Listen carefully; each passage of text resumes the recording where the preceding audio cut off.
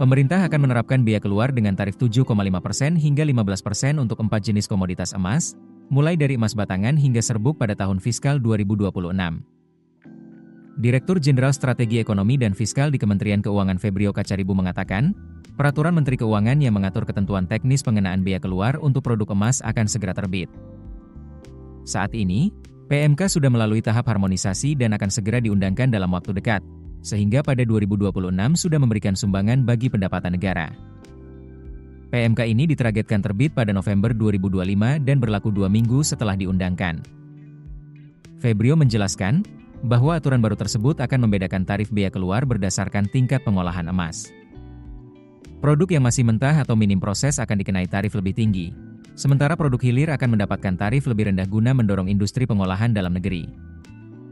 Ia menekankan, pendekatan ini merupakan bagian dari arahan Kementerian ESDM agar hilirisasi terus diperkuat. Semakin besar proses pengolahan emas dilakukan di Indonesia, semakin rendah tarif biaya keluar yang dikenakan.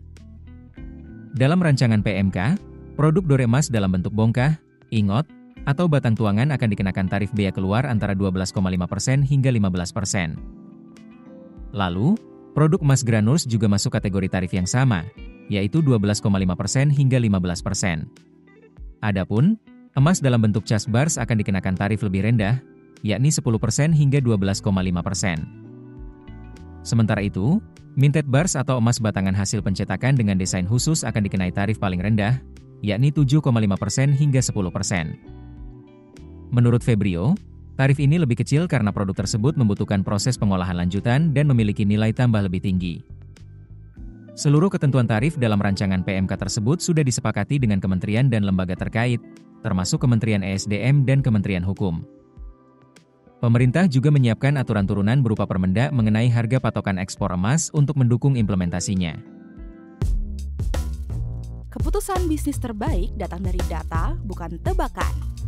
Mudah berlangganan Business Insight dengan subscribe with Google.